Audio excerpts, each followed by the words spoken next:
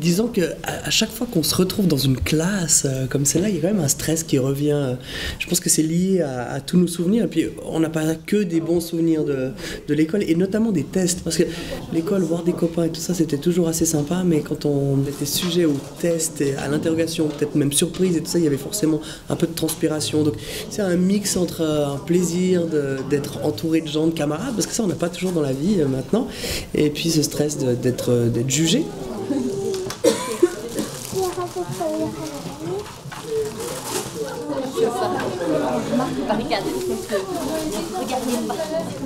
J'ai décidé de vous interroger avec un personnage que certains connaissent peut-être, qui a de très bon goût vestimentaire, qui s'appelle Mouloud, et qui devrait être un assez bon prof, on va voir ça. Donc vous savez, il a son accent. Donc est-ce tout le monde y va bien? Est-ce que tout le monde il est présent? Pierre, tu l'as bien bossé? Ok, Patricia, tout va bien aussi? Les téléphones portables, si j'en vois un seul, je vous jure, je le confesse. Et je les refile tous à mon cousin Aziz. Voilà, et je vais donc vous poser des questions où il y aura des questions du français, des questions de mathématiques et des questions des sciences.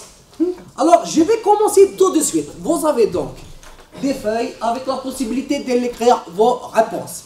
À la fin de la question, vous aurez un petit temps pour répondre, n'est-ce pas, Christiane? Pas de stress, d'accord? Et ensuite, vous avez donc un petit temps de réflexion. Et ensuite, directement, nous allons ensemble revoir si vous avez trouvé les bonnes réponses ou pas. Ces petits cartons sont là pour visualiser qui a fait juste ou faux, donc les bons et les cancres. Voilà. À l'école, plutôt bon élève, assez perfectionniste, assez ambitieux, assez crocheur en même temps, parce que il fallait donner le maximum. Il y a ce côté justement toujours challenge, et c'est pour ça peut-être que j'en suis là aussi, justement, de se prouver qu'on est bon élève, de faire plaisir et puis d'aller le plus loin possible. Question numéro 7. Peut-on construire un triangle dont les dimensions seraient 12 cm, 8 cm et 3 cm? Le prof était un peu plus sympa que ceux que j'avais quand j'étais à l'école encore, mais non, ce que j'ai remarqué, c'est qu'effectivement les maths c'était pas mon fort, et puis que le français et les sciences ça a été assez bien encore. Une petite souris tranquille. Je ne parlais pas, j'étais très sage, je rêvais toute la journée, à regarder les nuages passer, quoi. Ça c'est super, ça, les copains, les bêtises, les matchs de foot, tout ça c'est super. Non, l'enseignement, les matières, quand ça reste en primaire comme ça, c'est dessin, gymnastique, ça va. Après, un peu, j'étais content d'avoir terminé. Ouais, mais ça, faut pas que mes enfants ils le sachent, que je trichais comme une bête. Il y a une anecdote, c'est que moi j'ai jamais, pendant toute ma scolarité, jamais eu une seule heure d'arrêt. Des punitions j'en ai eu, parce que j'étais bavard, mais jamais d'heure d'arrêt. Ça, je suis assez fier. Le carton vert pour les oui. Et qui dit non avec le carton rouge? Alors la majorité a raison.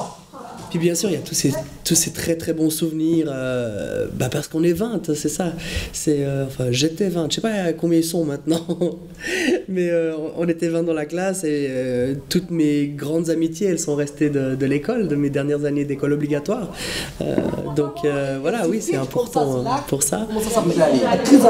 Elle tricote, hein, elle file très court, comme ça, c'est pour s'occuper, et à un moment, elle tricote trop. Et il se dit que quand je suis tout bloqué là-dedans, il va falloir que je me casse, sinon ça va chauffer. Donc, elle gratte un petit peu, à force de gratter, ça lui augmente les membres, et elle a des ailes. C'est merci. Alors des profs marquants, j'en ai eu un particulièrement en 6e année, Monsieur Richaud, qui était un prof, je dirais, de la vieille école, mais dans le bon sens du terme. C'est quelqu'un qui était passionné de cinéma, donc il nous faisait voir des films toutes les semaines, mais des vieux films avec la bande qui était... il nous a fait... il m'a fait découvrir ce qu'était un exposé mais de manière libre, de le faire voilà, sans texte et tout ça, de pouvoir improviser un petit peu ces sujets. Puis il nous faisait un truc, c'est qu'il nous faisait nous enregistrer pendant l'exposé, puis après on devait nous écouter à la maison. Donc je trouvais que c'était une méthode assez super. Et puis il nous faisait aussi beaucoup nous balader. Mark Driver, on a ici, ouais. J'avais marqué mon autre, mais... Et Fourbe, ça va ou pas? Fourbe, non, ça c'est... Tu confonds parce que tu es beaucoup avec les politiciens, toi. Non mais, c'est aussi la définition astucieux.